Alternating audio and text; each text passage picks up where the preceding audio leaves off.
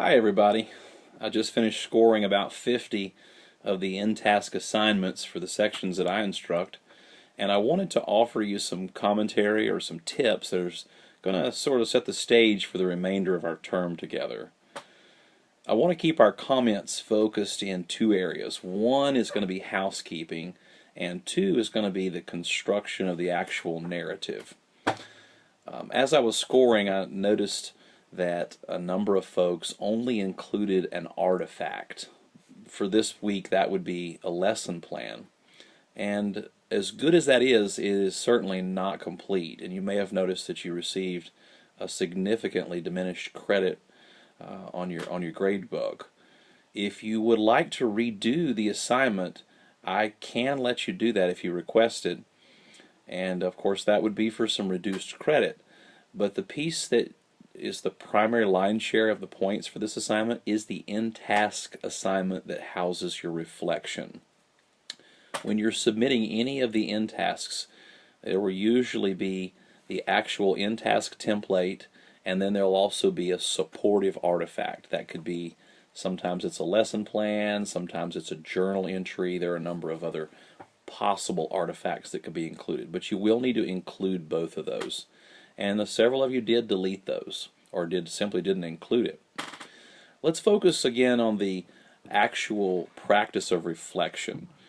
Again, reflection is a professional craft that we want to make certain that you are polishing.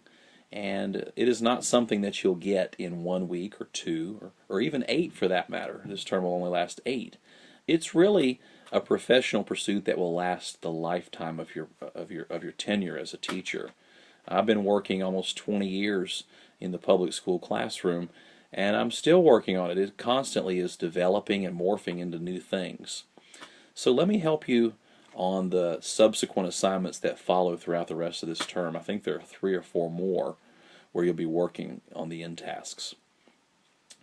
The primary piece that you want to consider is the why. Now, when you're talking about students, you want to ask yourself those questions. Why did I choose this assignment? For example, maybe you chose a smartboard canned lesson or a worksheet or a demonstration. Why did you choose that? There must have been some reason. Could there have been a better option? Those are the why types of questions. Would this lesson have worked better if I did this task over that task? Now, those tasks need to be based in research. I know you've been reading about Vygotsky and Piaget and their theories on constructivism, so it may be wise to include a piece on research in your reflective statements for each of these in-tasks. That's always a good thing. We want to base good practice on research. One piece that I think was lacking as I scored a number of the assignments this week was a focus on you. You are the actual professional in the classroom. And so reflection is about professional and personal growth when you're working in this area. To that end, you will want to consider how this lesson impacted you. Not the actual content of the lesson, but your delivery of the lesson. Why did you select the curriculum this particular way? Could you have chosen a different curriculum? When you're focusing on students, you'll look at the why, but when you're focusing on you, you might want to focus on what if.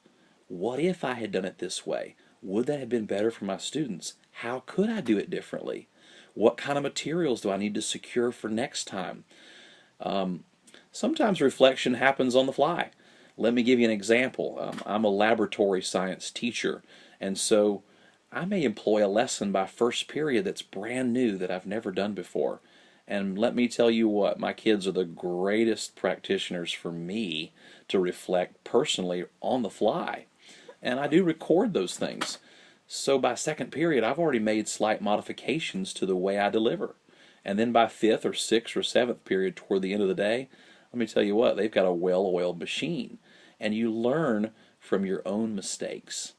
And what I want you to do in your reflections is to think about or begin to process your artifact that you selected be it a preschool painting lesson, or be it a third grade lesson on animals, or a seventh grade lesson on force and motion. They're all worth reflecting on in a way that are going to professionally grow you and ultimately benefit your students.